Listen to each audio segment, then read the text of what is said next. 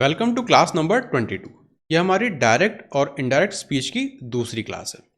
आज का जो हमारा एजेंडा रहेगा क्लास का वो रहेगा, हमें 5 तरह के जो सेंटेंसेस होते हैं उसमें डायरेक्ट से इनडायरेक्ट में हम किस तरह से कन्वर्ट करते हैं, उन्हें हमें सीखना है।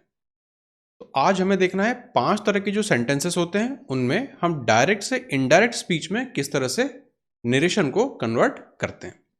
अब अगर हम पिछली क्लास की बात करें तो वहां पर हम सारे रूल्स डिस्कस कर चुके थे। क्या चीज़ किस में चेंज होती है, कब चेंज होती है, टेंस किस तरह से चेंज होता है। तो वहां से 5 मेजर चीज़ें थी। अगर हम छोटा सा रिवाइज करें तो सबसे पहले रिपोर्टिंग वर्ब में क्या चेंजेस आते हैं ये हमने देखा था। फिर इन्वर्टेड कॉमा, जब डायरेक्ट स्पीच से इनडायरेक्ट में जाते हैं तो इन्वर्टेड कॉमा की जगह हम किस कंजंक्शन को यूज़ करते हैं वो हमने डिस्कस किया था। फिर रिपोर्टेड स्पीच का जो टेंस होता है वो कब कब चेंज होता है और कब कब चेंज नहीं होता है वो हमने देखा था। चेंज इन प्रोनाउन, जो रिपोर्टेड स्पीच है उसमें जो प्रोनाउन यूज होते हैं उन्हें हम किस तरह से चेंज करते हैं जब हम इनडायरेक्ट स्पीच में कन्वर्ट करते हैं तो चेंज इन प्रोनाउन वाले रूल्स हमने सारे देखे थे। फिर हमने देखा था चेंज इन टाइम और प्लेस, जैसे हेयर का देर हो जाना, नाउ का देन हो जाना। इस तरह के जो हमारे चेंजेस रहते हैं उन्हें हम कहते हैं changes in time and place. तो बेसिकली इन 5 तरह की चीज़ों में हमने अलग अलग रूल्स देखे थे और उनके कुछ एक्सेप्शन भी देखे थे कि कहाँ कहाँ इनमें कुछ पर्टिकुलर केसेस में एक्सेप्शन यूज में आ रहे होते हैं। तो इनके रूल्स और इनके एक्सेप्शन, वो दो चीज़ें हम पिछली क्लासेस में ऑलरेडी कर चुके हैं। अब आज हम देखेंगे कि जो 5 तरह के सेंटेंस की हम बात कर रहे हैं उनमें ये 5 तरह की चीज़ें किस तरह से अप्लाई होती हैं और क्या छोटे छोटे चेंजेस आते हैं उनमें। उन सारी चीज़ों को हम एक एक करके देखते हैं। सबसे पहले हम बात करेंगे असर्टिव सेंटेंस की। अब असर्टिव सेंटेंस क्या होता है? They give us information about, या तो फैक्ट की कोई बात हो रही होगी या पिछली हुई हो चुकी किसी बात, हिस्ट्री में हो चुकी बात की बात है, कोई इंसिडेंट के बारे में बताया जा रहा होगा, ओपिनियन रखा जा रहा होगा, किसी इवेंट की बात की जा रही होगी या फीलिंग बताई जा रही होगी, बिलीव की बात हो रही होगी। तो इस तरह के जो सेंटेंस होते हैं वो असर्टिव सेंटेंस होते हैं।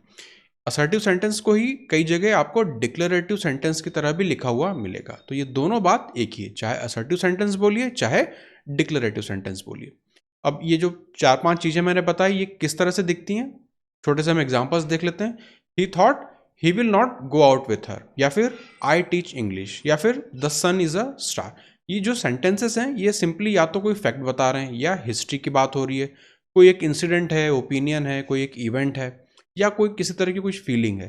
तो इस तरह की जो भी चीज़ें रहती हैं, जो सेंटेंसेस होते हैं, उन्हें हम डालते हैं असर्टिव सेंटेंस की कैटेगरी में।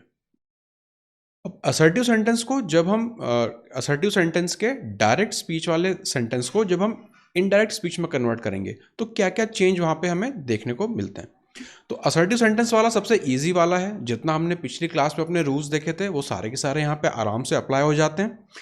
एक्स्ट्रा चीज जो हमें छोटी सी देखनी है वो है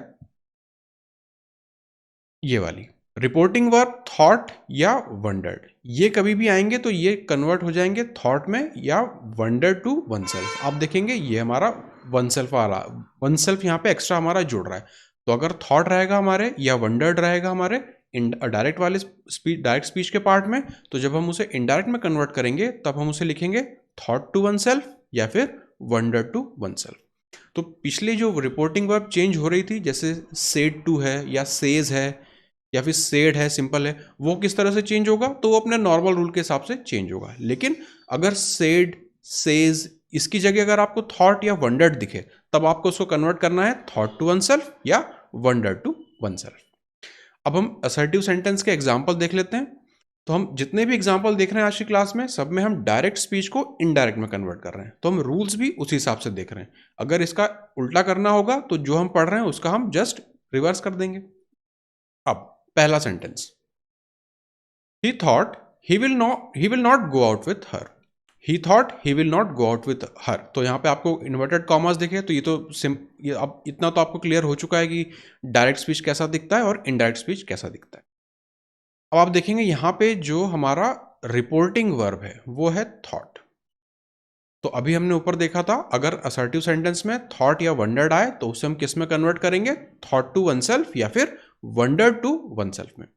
तो यहां पे आप देखेंगे जो हमारा रिपोर्टिंग वर्ब है थॉट, वो इनडायरेक्ट में कन्वर्ट हो गया थॉट टू वन सेल्फ।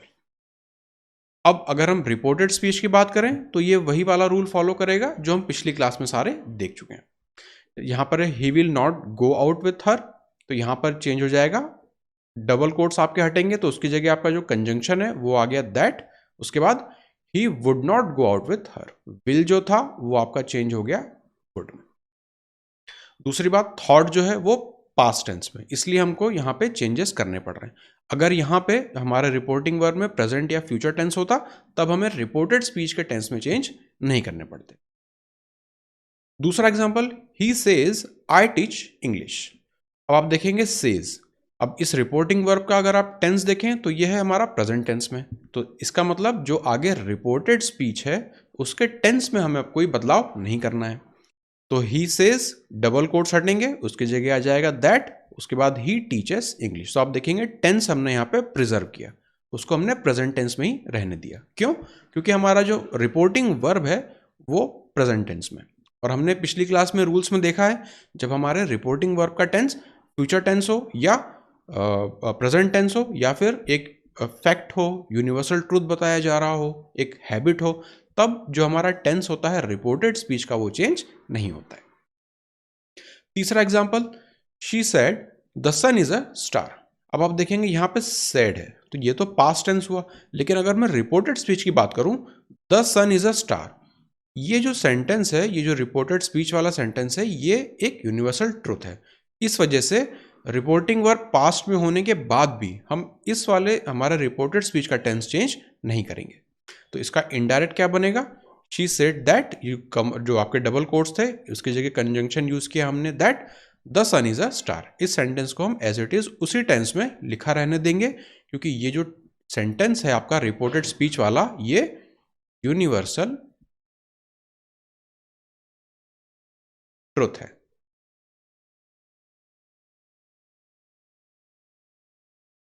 ये एक यूनिवर्सल ट्रुथ है। He says to me you work hard. अब आप देखेंगे ही सेज टू मी, मतलब अगेन ये प्रेजेंट टेंस की बात हो रही है, तो सेज टू किस में चेंज होता है, टेल्स में चेंज होता है। तो ही टेल्स, सेज टू वाला जो पार्ट था वो टेल्स में कन्वर्ट हो गया, प्लस टेल्स के बाद हमेशा एक ऑब्जेक्ट आना चाहिए, तो मी ऑब्जेक्ट भी यहाँ पर आ गया। डबल कोट्स हटेंगे, उसकी जगह कंजंक्शन हमारा दैट आ जाएगा, और चूंकि प्रेजेंट टेंस में था हमारा रिपोर्टिंग वर्ब, तो जो हमारा रिपोर्टेड स्पीच है इसके टेंस में हम चेंजेस नहीं करेंगे। तो यू वर्क हार्ड चेंज हो जाएगा आई वर्क हार्ड में, और जो हमारे प्रोनाउन है वो जैसा हमने पिछली क्लास के रूल्स देखे थे उनके हिसाब से यहाँ पर भी चेंज हो रहे हैं। तो सबसे सिंपल वाला था हमारा असर्टिव सेंटेंस, वो हमने देख लिया। सिर्फ एक चेंज जो हमें एक्स्ट्रा केयर करना है वो था जब थॉट या फिर वंडर वाला वर्ब आए हमारे रिपोर्टिंग स्पीच में, रिपोर्टिंग वर्ब में। अब हम बात करेंगे इंपेरेटिव सेंटेंसेस की। अगेन असर्टिव हुआ, इंपेरेटिव हुआ, तो कई बार हमें इसमें कंफ्यूजन हो जाता है, इसलिए मैंने यहाँ पे उसकी डेफिनेशन भी साथ में ही लिख दी है। Imperative sentences are use to issue a command और इंस्ट्रक्शन, या फिर मेक अ रिक्वेस्ट और ऑफर एडवाइस। कुछ ना कुछ आपको करने को कहा जा रहा होगा, या तो कुछ ऑर्डर दिया जा रहा होगा, या कमांड दिया जा रहा होगा, या कुछ रिक्वेस्ट की जा रही होगी। तो इस तरह के जो सेंटेंस होते हैं उन्हें हम कहते हैं इंपेरेटिव सेंटेंस।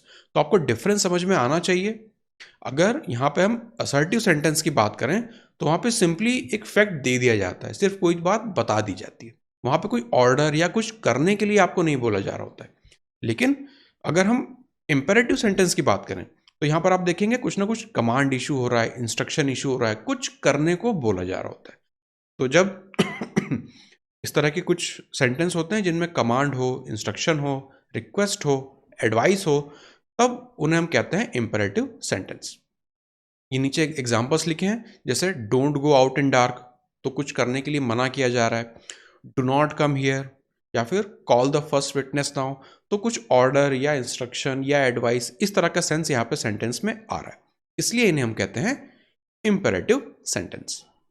अब इंपेरेटिव सेंटेंस में अगर हम देखें, सबसे पहले हम बात करते हैं रिपोर्टिंग वर्ब की।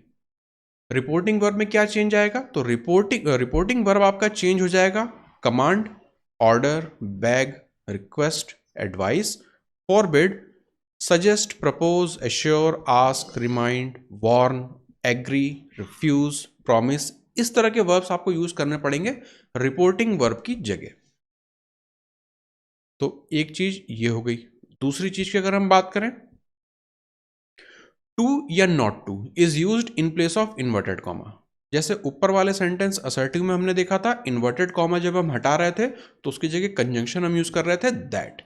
यहाँ पे दैट का काम नहीं है, यहाँ पे हमको या तो टू, अगर पॉजिटिव सेंटेंस है तो टू, अगर नेगेटिव सेंटेंस है तो नॉट टू, ये हमें यूज करना होता है। अब आपको ये भी पता है कि इसके बाद जो वर्ब आएगी वो किस हमारे फॉर्म में होनी चाहिए, तो वो V1 फॉर्म की होनी चाहिए, या सिंपली हमको यहाँ पे इन्फिनेटिव बनाना है। तो टू के बाद हमें वर्ब का फर्स्ट फॉर्म, या और करेक्ट टर्म से बोले तो वर्ब का बेस फॉर्म हमें यहाँ पे लिखना होता है। तो टू और फिर वर्ब का बेस फॉर्म, जो हमारा इन्फिनेटिव बनता है वो वाला फॉर्म यहाँ पे यूज होगा। तो अगेन इंपेरेटिव में दो चीजें हैं, एक तो रिपोर्टिंग वर्ब में आपने देखा क्या चेंज होगा, दूसरा जो इन्वर्टेड कॉमा हटेगा उसकी जगह हम क्या पुट करेंगे, तो टू या फिर नॉट टू। एग्जाम्पल से इसे हम समझते हैं। She said to her son, don't go out in dark. Don't go out in dark, तो सबसे पहले अगर हम बात करें हमारे रिपोर्टिंग वर्ब की, तो यहां पे आ रहा है सेड टू हर सन।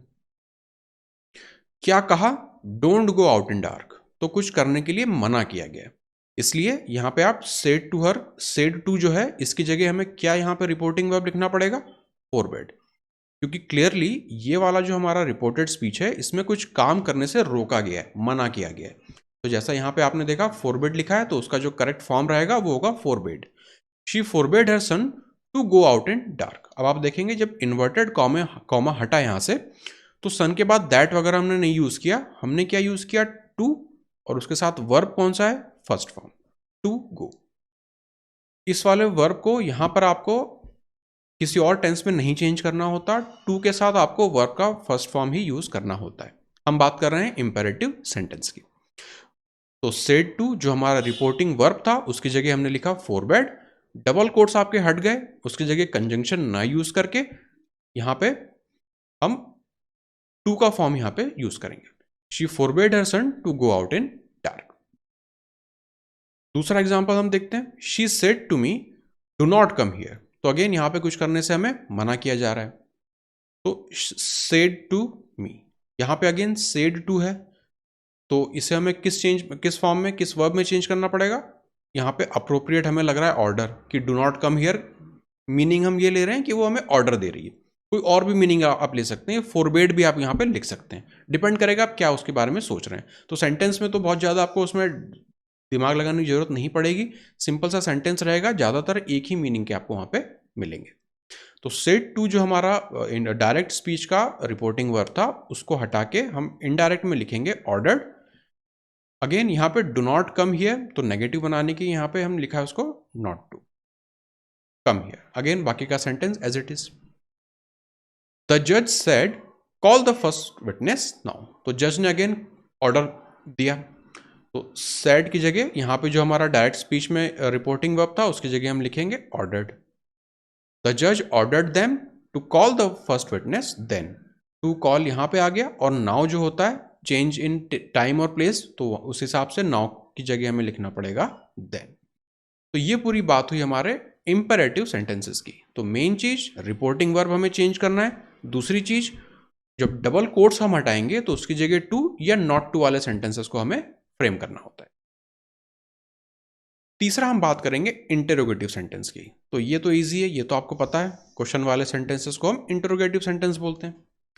अब यहां पे क्या क्या चेंजेस होंगे, अगर हम रिपोर्टिंग वर्ब की बात करें तो reporting verb changes to ask या आस्क्ड, इंक्वायर या फिर इंक्वायर्ड ऑफ, वांट या वांटेड टू नो, डिमांड या फिर डिमांडेड, वंडर या फिर वंडर्ड। तो अगेन इंटरोगेटिव सेंटेंस में भी आपको रिपोर्टिंग वर्ब को चेंज करना पड़ेगा, जो आपको इस तरह के फॉर्म में बनाने होंगे। अब क्या आपको एग्जैक्ट यूज करना है वो हमारे सेंटेंस पे डिपेंड करेगा कि क्या वहां से मीनिंग हमें मिल रहा है। दूसरा, interrogative sentence is change into assertive sentence. Direct speech में जो आपका सेंटेंस है वो इंटरोगेटिव सेंटेंस है, तो जब हम उसे इनडायरेक्ट में कन्वर्ट करेंगे तब वो बन जाएगा असर्टिव सेंटेंस। तीसरा, if the question can be answered is in yes और नो, देन कंजंक्शन इफ या फिर वेदर इज यूज्ड। तो यहां पर अगर जो हमारा क्वेश्चन है उसका आंसर अगर सिंपल यस या नो में है, तो वहां पर हम कंजंक्शन जो यूज करेंगे वो होगा या तो इफ या फिर होगा वो वेदर। अगर जो क्वेश्चन है वो WH फैमिली का है, मतलब वो यस नो में हम उसका जवाब नहीं दे सकते हैं, तब जो कंजंक्शन होगा वो हमें यहाँ पे यूज नहीं करना होता है। सिंपली उस क्वेश्चन वर्ड से ही हम सेंटेंस को शुरू कर देते हैं।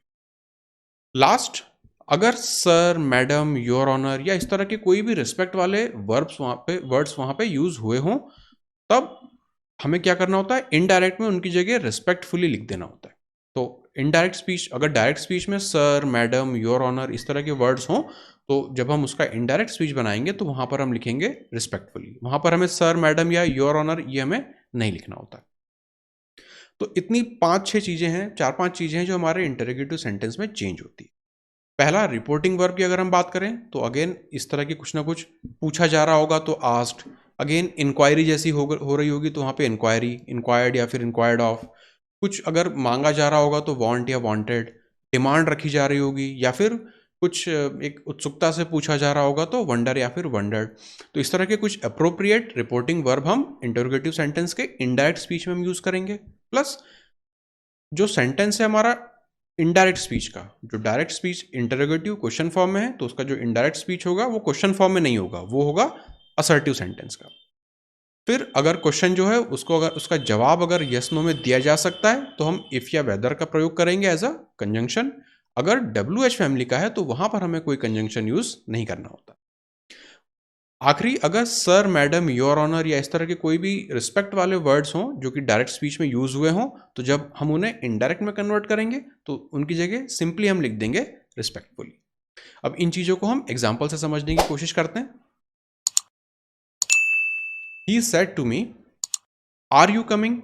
तो आप देखेंगे he said to me, are you coming? तो आर यू कमिंग का जवाब हम यस और नो में दे सकते हैं। तो ये हमारा हुआ डायरेक्ट स्पीच। अब सेड है तो अगेन यहाँ पे हमें चेंज करना पड़ेगा। इसका इनडायरेक्ट क्या बनेगा? ही आस्क्ड, इसे आप बना दीजिए me. He asked me whether I was coming. तो यहाँ पे इन्वर्टेड कोट्स हटे, उसकी जगह जो हम कंजंक्शन यूज कर रहे हैं वो यहाँ पर है वेदर का। दूसरा, यहाँ पे आप देखेंगे रिपोर्टिंग वर्ब जो है वो पास्ट में है। इसका मतलब आगे जो हमारा सेंटेंस है उसे हमें चेंज करना पड़ेगा, यहाँ पे टेंस उसका चेंज करना पड़ेगा। तो आर यू कमिंग का यहाँ पर हमने आई वॉज कमिंग कर दिया। ठीक है। He said to me when are you coming. अब इस वाले और ऊपर वाले सेंटेंस में अगर आप डिफरेंस देखें तो यहाँ पर व्हेन आर यू कमिंग का जवाब हम यस या नो में नहीं दे सकते, इसलिए यहाँ पे इफ वेदर वाला कंस्ट्रक्शन हमें ये नहीं यूज करना है।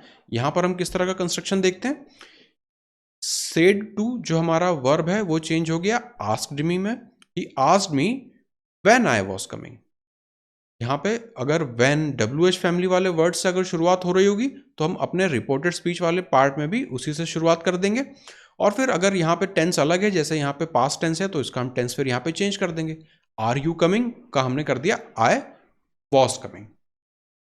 अब एक चीज और, आपको इन्वर्टेड फॉर्म की भी हम कई बार बात कर चुके हैं अपनी पिछली क्लासेस में। वर्ब के बेसिक क्लास में भी हम इस चीज को देख चुके हैं कि जब भी क्वेश्चन फॉर्मेट होता है तो वहां पे इन्वर्टेड फॉर्म यूज होता है। इसलिए यहाँ पे आर आपका जो हेल्पिंग वर्ब है वो पहले आ रहा है और आपका जो सब्जेक्ट है वो बाद में आ रहा है। उसी की जगह अगर आप नॉर्मल सेंटेंस देखें तो इसमें आपका सब्जेक्ट पहले आता है और हेल्पिंग वर्ब बाद में आता है, तो इसे हम कहते हैं इन्वर्टेड फॉर्म। तो ये आपको बहुत ध्यान रखना है। सबसे मेन गलती इस तरह के क्वेश्चन में यहीं पर होती है कि बच्चे जो है वो इन्वर्टेड फॉर्म देखना भूल जाते हैं। तो यहां पर मैं ब्रैकेट में लिख भी देता हूं इन्वर्टेड फॉर्म। इससे आपको ये चीज ध्यान में रहेगी कि जब भी क्वेश्चन सेंटेंस होता है, क्वेश्चन में सेंटेंस में जब हम लिखते हैं अपने स्ट्रक्चर को तो हेल्पिंग वर्ब पहले आता है, उसके बाद हमारा सब्जेक्ट आता है। इसे हम कहते हैं इन्वर्टेड फॉर्म। लेकिन जब हम उसका पैसिव में चेंज करेंगे तो हमें असर्टिव बनाना होता है, मतलब एक नॉर्मल सेंटेंस बनाना होता है। इसलिए वहां पे इन्वर्टेड फॉर्म नहीं, हम नॉर्मल फॉर्म यूज कर रहे होते हैं। इसलिए आप देखेंगे सब्जेक्ट पहले आया, हेल्पिंग वर्ब उसके बाद में आया। तो इन्वर्टेड फॉर्म जब आप अपने नोट्स बनाइएगा तो वहां पे भी ब्रैकेट में लिख लीजिएगा, ताकि ये चीज आपके दिमाग में रहे कि जब हम इंटरोगेटिव सेंटेंस की बात करेंगे, वहां पर जब हम डायरेक्ट इनडायरेक्ट स्पीच में कन्वर्ट कर रहे होंगे तो कहीं ना कहीं हमें इन्वर्टेड फॉर्म का वहां पे ध्यान रखना होगा। ठीक है। अगला एग्जाम्पल हम देखते हैं। He said to me when will the train arrive. Again यहाँ पे सेड टू मी है, पास्ट की बात हो रही है। दूसरा एक काइंड ऑफ इंक्वायरी यहाँ पे हमें दिख रही है। तो he inquired of me when the train would arrive, will को हमने चेंज कर दिया वुड में। लास्ट एग्जांपल हम देखते हैं। She said to her, madam can I help you? She said no. तो लड़की ने मैडम से पूछा कि क्या मैं आपकी कुछ मदद कर सकती हूँ? तो मैडम ने, जो भी लेडी है, उन्होंने बोला नहीं। अब ये थोड़ा सा एक स्पेशल काइंड ऑफ सेंटेंस है, क्योंकि यहाँ पे आप देखेंगे, यहाँ तक इतना पार्ट तो ठीक है, यहाँ से लेके यहाँ तक एक चीज जो एक्स्ट्रा ऐड हो रही है वो है शी सेड नो। मतलब यहाँ पे आंसर भी यहाँ पे हमें दिया हुआ है कि एक जो भी लड़की है उसने किसी लेडी से कुछ सवाल पूछा, यहाँ तक बात खत्म नहीं हुई, उस लेडी ने कुछ जवाब भी उन्हें दिया। तो यहाँ पर क्या जवाब मिला? She said no. अब इस तरह के सेंटेंस को हम कैसे डील करते हैं वो भी हम देख लेते हैं। सेड टू है तो यहाँ पर आप देखेंगे आस्क्ड हो गया, तो ये चेंज हो गया हमारा रिपोर्टिंग वर्ब। दूसरा, यहाँ पे मैडम देख रहे हैं, तो अभी हमने ऊपर रूल में देखा था सर, मैडम, योर ऑनर, इस तरह के रिस्पेक्ट वाले वर्ब होंगे तो हम सिंपली उनकी जगह यूज करेंगे respectfully. She asked her respectfully if she could help her. Madam can I help you, इस वाले सेंटेंस का आंसर हमें यस नो में मिल सकता है, इसलिए हमने यहाँ पे इफ का स्ट्रक्चर यूज किया। If she could help her, तो ग्रीन वाला पार्ट हमारा यहां तक हो गया खत्म। अब बात आती है इस ब्लू वाले पार्ट की, शी सेड नो, मतलब उस लेडी ने पलट के जो उसे उत्तर दिया, इसे हम किस तरह से चेंज करते हैं? अगर आपका उत्तर जो है वो नो आ रहा हो, मना किया जा रहा हो, नेगेटिव हो, शी सेड नो, तब हम यूज करते हैं, ये मैंने यहां पर लिख भी दिया है, इसे ब्रैकेट में मैं इसे एक बॉक्स में डाल देता हूं। अगर यहां पर जो उत्तर है वो आपको ना मिल रहा हो, नेगेटिव हो, नो हो, तो हम लिखते हैं आंसर्ड इन द नेगेटिव, जैसे कि हमने यहां पे लिखा है she answered in the negative. लेकिन अगर यहां पे होता यस तो हम लिखते आंसर्ड इन द अफर्मेटिव, तो यहां पे हो जाता she answered in the affirmative. तो ये छोटा सा एक चेंज है, तो ये आपको पता होना चाहिए, इसे मैं टिक मार्क लगा देता हूं, ताकि जब एक सेंटेंस हो उसके बाद उसका उत्तर भी आपको पलट के मिल रहा हो। अगर पॉजिटिव है तो हम लिखेंगे आंसर्ड इन द अफर्मेटिव, अगर नेगेटिव है तो हम लिखेंगे आंसर्ड इन द नेगेटिव। इस तरह से ये वाला स्ट्रक्चर हम चेंज करते हैं। अब हम आगे चलते हैं, बात करते हैं एक्सक्लामेटरी सेंटेंसेस की। एक्सक्लामेटरी क्या होते हैं ये तो आपको पता है, हम पिछली क्लासेस में अपना देख चुके हैं। Reporting verb changes into exclaim. Again यहाँ पे जो छोटा सा एक वेरिएशन आ रहा है वो है जो रिपोर्टिंग वर्ब रहेगा वो किस में चेंज होगा? एक्सक्लेम विद जॉय, या फिर एक्सक्लेम विद सॉरो, या फिर एक्सक्लेम विद सरप्राइज, या फिर क्राई आउट, या इस तरह के हम कुछ वर्ब्स को यूज करते हैं एक्सक्लामेटरी सेंटेंसेस में। अब जो भी हमारा सेंटेंस रहेगा, एक्सक्लामेटरी तो आपको पता है वहां पे किस तरह की हमारी भावना प्रकट की जा रही होती है ना। अगर what, oh, good heavens, hurray, इस तरह के कुछ वर्ड्स हैं तो वहां पर हम डिपेंड करेगा वो किस तरह के वर्ड है। जैसे गुड हेवंस है, हुर्रे है, तो ये एक पॉजिटिव है, एक खुशी वाले हैं। लेकिन ओ है या फिर ओ है, ये जो है थोड़ा सा एक सॉरो, एक दुख वाले हैं। तो उसके हिसाब से हम डिसाइड करेंगे कि वहां पे या तो हम जॉय का प्रयोग करें, या सॉरो का प्रयोग करें, या फिर सरप्राइज का प्रयोग करें। और वो भी किस फॉर्म में? Exclaim with sorrow, exclaim with Joy, exclaim with surprise, इस तरह से। वहीं पर अगर आप देखें, अगर ब्रेवो इस तरह का वर्ड हो तब हम वहां पे अप्लॉज का यूज करेंगे या फिर एप्रिशिएशन का। वहीं पर अगर फी या फिर मतलब एक घृणा वाले अगर इस तरह के कुछ शब्द हैं तो उसकी जगह हम यूज करेंगे डिस्पाइस या फिर डिसगस्ट। दूसरी बात, जो चेंज करेंगे हम सेंटेंस, अगेन जो हमारा डायरेक्ट स्पीच वाला सेंटेंस है उसे जब हम इनडायरेक्ट स्पीच में कन्वर्ट करेंगे तो हम असर्टिव सेंटेंस बनाएंगे इनडायरेक्ट स्पीच में। तो ऊपर भी हमने जब क्वेश्चन फॉर्मेट था वहां पर भी हम उसे असर्टिव में बना रहे थे, एक्सक्लामेटरी है तो भी हम उसे असर्टिव में ही चेंज करेंगे। तो इनडायरेक्ट स्पीच हमेशा आपका अगर क्वेश्चन फॉर्म है या एक्सक्लामेटरी है तो आपको असर्टिव सेंटेंस में चेंज करना होता है। अब हम इसके एग्जाम्पल्स को देख लेते हैं। He said, "Hooray, we have won the match." तो आप देखेंगे एक तो खुशी प्रकट की जा रही है। सेड जो है इसका हमें रिपोर्टिंग वर्ब जो है इसे हमें चेंज करना होता है, तो उसे हम चूंकि खुशी प्रकट की जा रही है तो इसलिए हम यहां पे लिख रहे हैं एक्सक्लेम्ड विथ जॉय। आपके डबल कोट्स हटेंगे, उसकी जगह कंजंक्शन आ गया आपका दैट, वी को हमने कन्वर्ट किया दे में, और फिर हैड वॉन द मैच। क्योंकि हमारा रिपोर्टिंग वर्ब यहाँ पे पास्ट टेंस का है, तो इसका जो हमारा रिपोर्टेड स्पीच है इसका भी हमें टेंस यहाँ पे चेंज करना पड़ेगा। तो आप देखेंगे यहाँ पे जो हुर्रे हो या इस तरह का जो भी आपका एक्सक्लेमेटरी वाला जो आपका टर्म होता है उसे हम हटा देते हैं। उसकी जगह हम exclaim with Joy, exclaim with sorrow, exclaim with surprise, cry out, इस तरह के हम वर्ब्स वहाँ पे यूज करते हैं। दूसरा example, she said Bravo you have done well.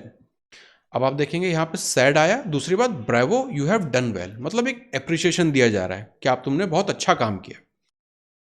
तो यहाँ पे ब्रेवो आ रहा है, तो हमने ऊपर देखा था वहाँ पे एप्रिशिएशन या फिर अपलॉड, इस तरह के हमें वर्ड यूज करना है, तो हमने यहाँ पे यूज किया अपलॉडेड हिम। ब्रेवो की वजह से यहाँ पे आया अपलॉडेड। तो she said bravo you have done well, इसका हम इनडायरेक्ट स्पीच बनाएंगे, she applauded him saying that he had done well. Said है हमारा पास्ट टेंस का, इसलिए हमें इस जो हमारा रिपोर्टेड स्पीच है इसका भी टेंस चेंज करना पड़ेगा, है ना, इसलिए यहाँ पे हैड का प्रयोग किया गया है। तीसरा, he said what a pleasant surprise. अब आप देखेंगे एक सरप्राइज का एलिमेंट आ रहा है, इसलिए यहाँ पे he exclaimed that it was a pleasant surprise. तो यहाँ पे सेड था हमारा रिपोर्टिंग वर्ब, उसे हमें चेंज करना पड़ेगा एक्सक्लेम में, और फिर सेंटेंस को हम एक ग्रामेटिकली करेक्ट फॉर्म में यूज करते हैं। तो ये हुआ हमारा पूरी बात एक्सक्लामेटरी सेंटेंसेस की। तो ये जो 3-4 चीजें हैं ये आपको इसमें ध्यान रखनी होती हैं। असर्टिव सेंटेंस हमेशा हम यूज करेंगे जब भी हम इनडायरेक्ट स्पीच बना रहे होंगे इस तरह के सेंटेंसेस में भी। अब हम बढ़ते हैं अपने आखिरी तरह के सेंटेंस में, जो कि होता है ऑप्टेटिव सेंटेंस। अगेन ऑप्टेटिव आपको पता है, जब एक दुआ दी जा रही होती है कि आपकी आयु लंबी हो, इस तरह की जो सेंटेंस होते हैं उन्हें हम कहते हैं ऑप्टेटिव सेंटेंसेस। यहां पर क्या चेंज आएंगे, जो आपका रिपोर्टिंग वर्ब रहेगा। अगेन 5 तरह के सेंटेंसेस में हम देखते जा रहे हैं कि रिपोर्टिंग वर्ब हम अप्रोप्रिएटली क्या चूज करेंगे। फिर टेंस तो सब में चेंज हो ही रहे हैं, उसमें तो हमें कुछ करना नहीं है।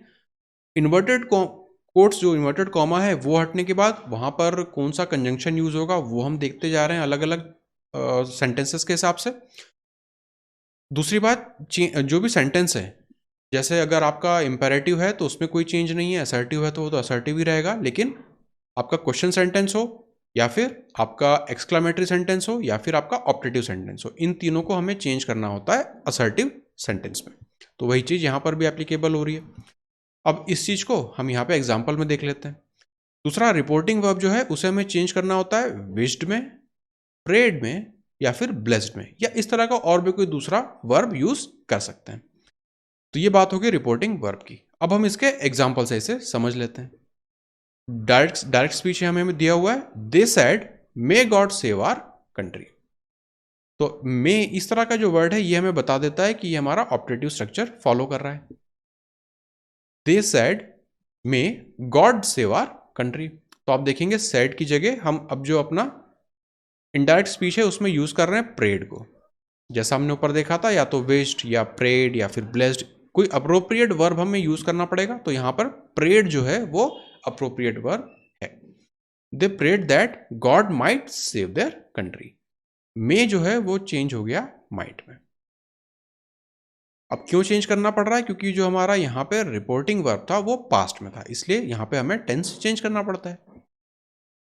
The bagger said may you live long, तो द बैगर सेड ने कहा क्या, मे यू लिव लॉन्ग। तो मे से हमें ये तो पता चल गया कि ये ऑप्टेटिव सेंटेंस है, तो उसकी जगह हम विश्ड, प्रेड इस तरह के हम वर्ब यूज करेंगे। तो यहाँ पर जो इनडायरेक्ट बनेगा वो हो जाएगा द बैगर प्रेड, ये प्रेड आया हमारा सेड की जगह पे। The beggar prayed that, again that हमारा कंजंक्शन यूज होगा जब भी हम डबल कोट्स यहाँ पे हटाएंगे। She might live long, might किसकी वजह से आया, हमारे मे की वजह से आया। तो ये पूरी बात हुई हमारे ऑप्टेटिव सेंटेंस की।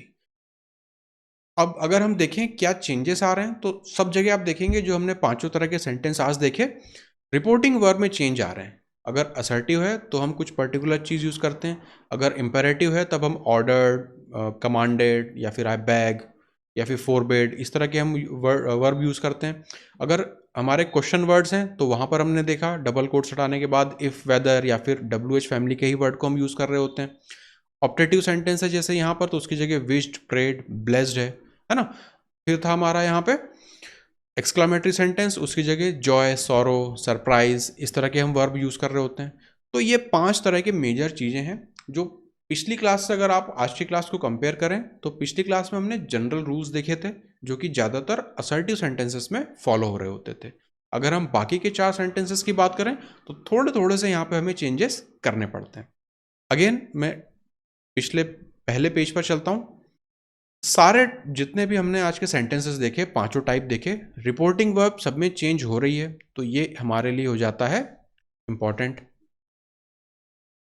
इन्वर्टेड कॉमा हटने के बाद कई जगह पर अलग अलग हम कंजंक्शंस यूज कर रहे थे। कई जगह हम दैट को ही फॉलो कर रहे हैं, कई जगह हम कंजंक्शन को हटा देते हैं, कई जगह इफ वेदर यूज हो रहे हैं।